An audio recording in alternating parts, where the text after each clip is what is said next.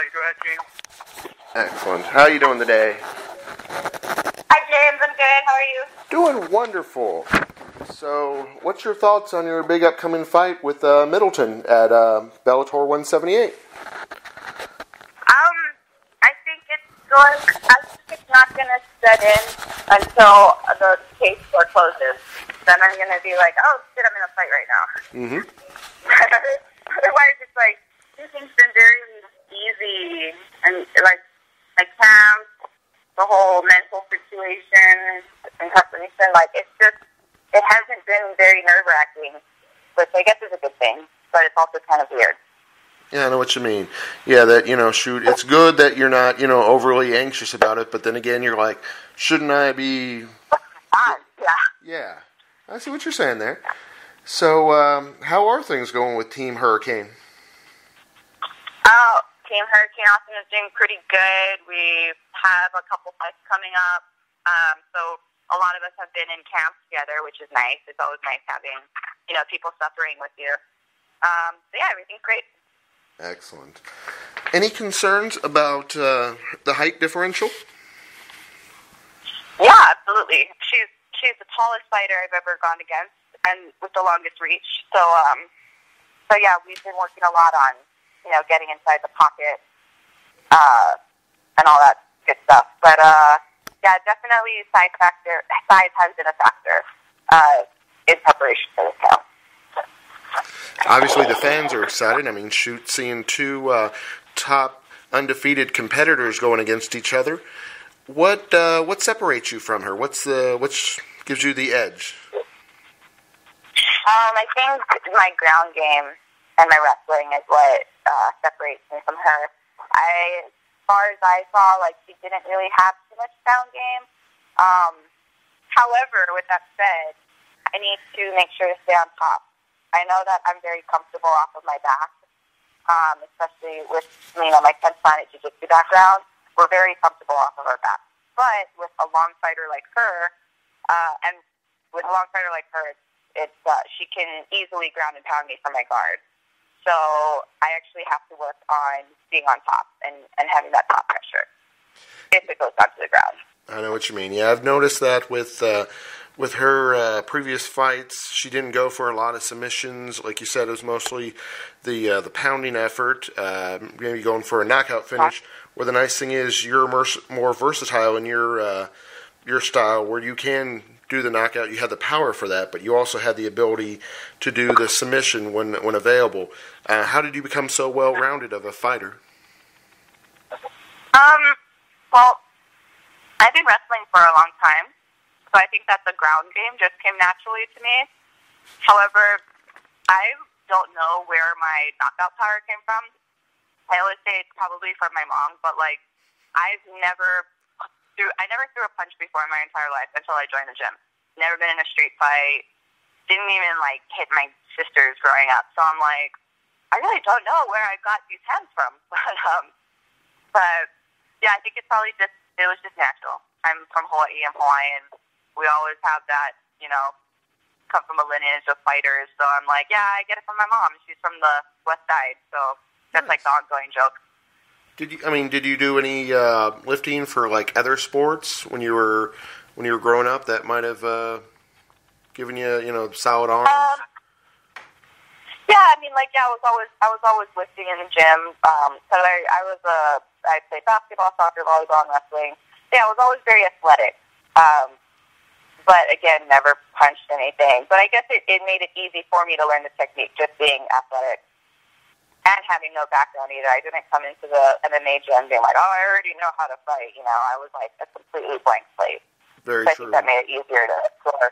Yeah. Exactly. Yeah, I was going to say, I know the coaches love that because that's just annoying when you come in and you're like, oh, I know this, I know everything, and then, they want to teach you your way or their way, not someone else's way. So I see your point there. Uh-huh. So, what makes you the Eliminator? Well, just the fact that my coach gave me that nickname. But it's so far I've been able to eliminate my competition. So we'll see how long that lasts.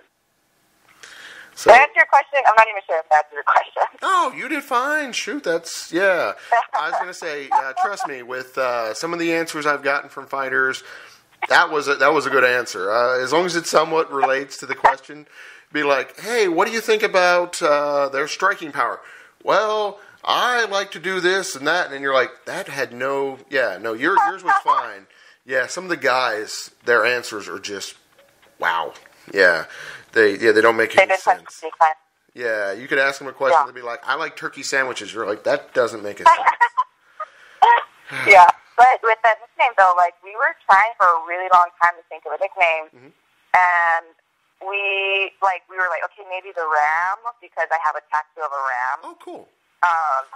Yeah, because I'm an Aries, so we're like, okay, yeah, like, the Ram would be cool. Maybe I'll even wear my hair in, like, pigtails or buns or whatever when I fight.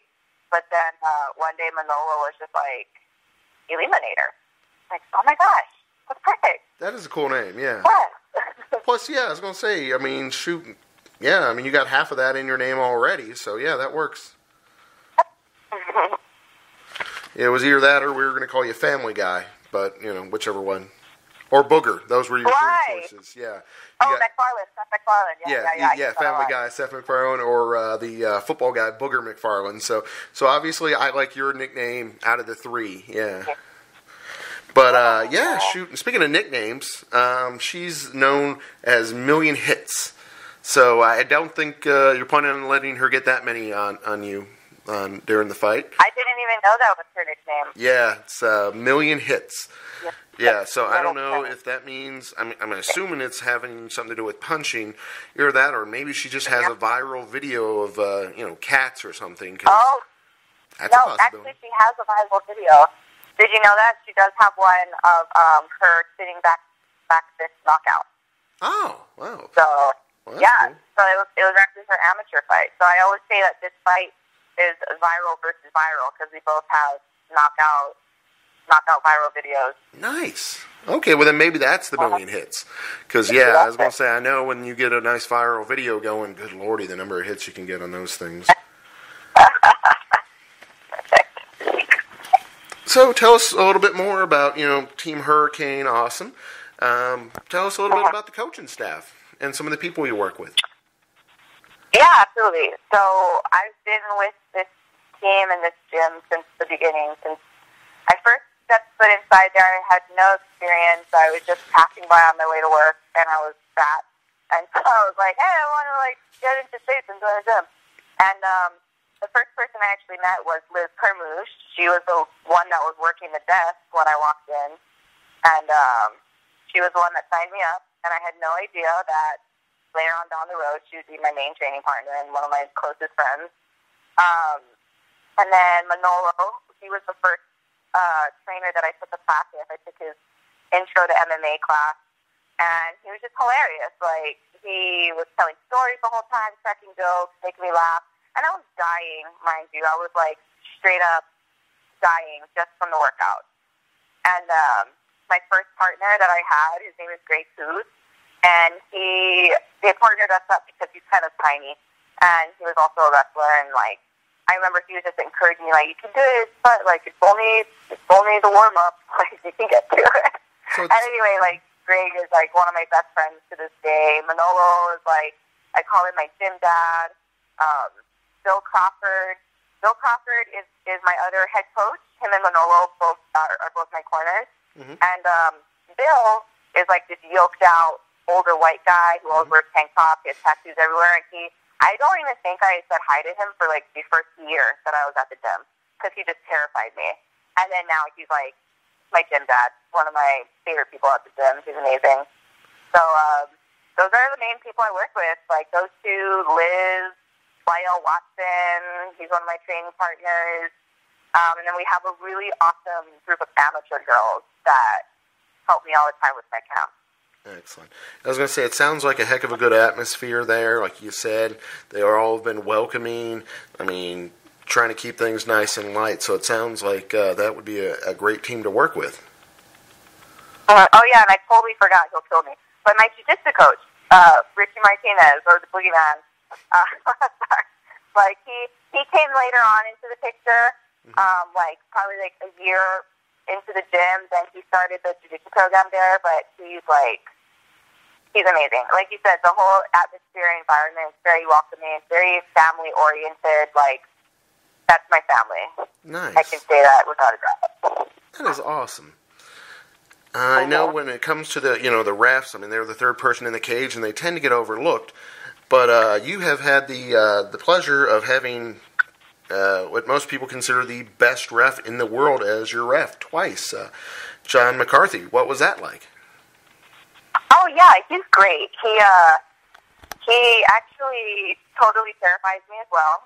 But it was because he backstage, when the refs give you their pre-fight talks and like tells you about the rules and everything. Well, he asked me afterwards at my last fight. He's like, "Hey, do you have any questions?" And I was like, "Yeah. Do you have any daughters?" He's like, "Yes, I do." I was like, "Gosh, that would suck like seeing them." Because I just imagined him like giving them that same speech before they go out, when they're in high school or something. I'm like, gosh, I'd be terrified to have you as my dad. But we're all joking. He's so nice. John McCarthy's amazing. Oh, yeah. And he was like, yeah, he was telling me that. I think his daughter like competes or fights or something like that. Yeah, I was going to say, it wouldn't be the daughters I feel bad for. It's the boy that asked her out. Oh, my gosh. Exactly. Yeah.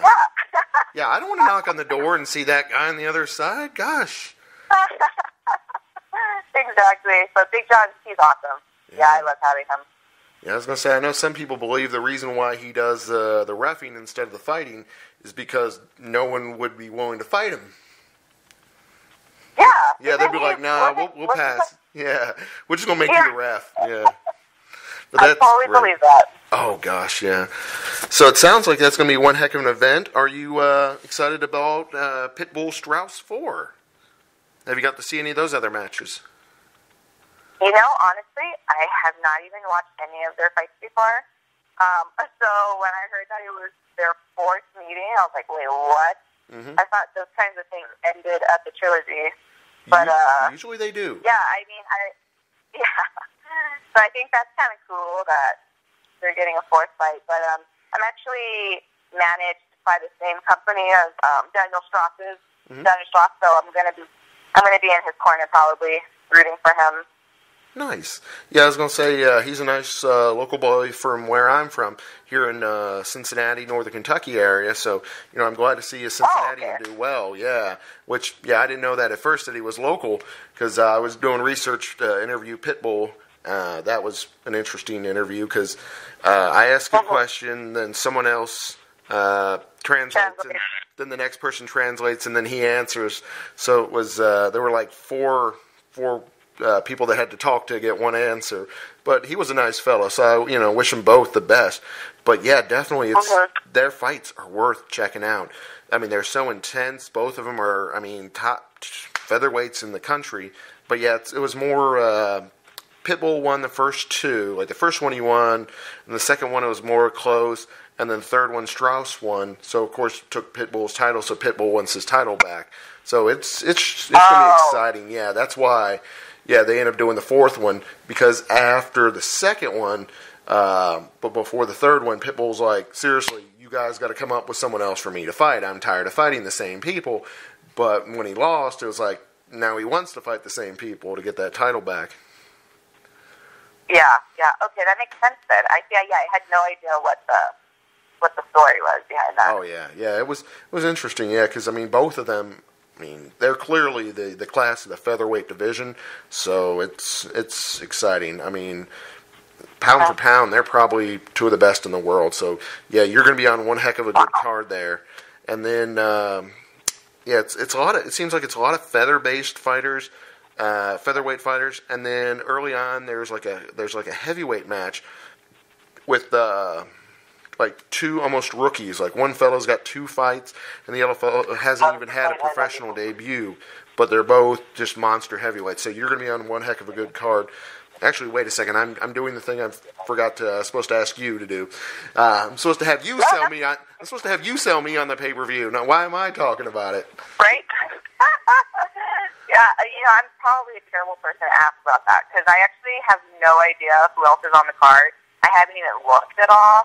So again, it's weird. Like, this camp has just been very, like stress-free, which is freaking me out now, because I'm like, maybe I should know, like, more details about this event. Nah, no worries. I was going to say, the important thing is you know about your fight. That's all that really matters. Yeah.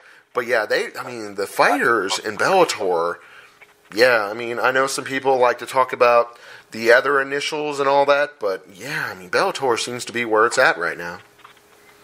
Yeah, it has, and I'm super fortunate and grateful that I'm part of this. I feel it's like a new wave, you know. It's like we're on the rise, and Exactly. we're coming up. Yeah, we're coming in hot, so I'm super stoked to be a part of this. Exactly, because you all got the nice mix. You got the people that had fought over there, and then of course the new upcomers. I mean, the two of you, like you said, are 7-0. So I mean, the undefeated fighters that are just changing women's sports. Yeah, exactly. Excellent. Last question, James. Okay, sounds great. So the last question is, how are you going to win this fight? I would prefer to win it with a TKO because I haven't had a TKO finish in Bellator yet. But again, whatever happens, happens. Whether I come out on top or not. But ideally, I would like to win with TKO. Excellent. Thank you.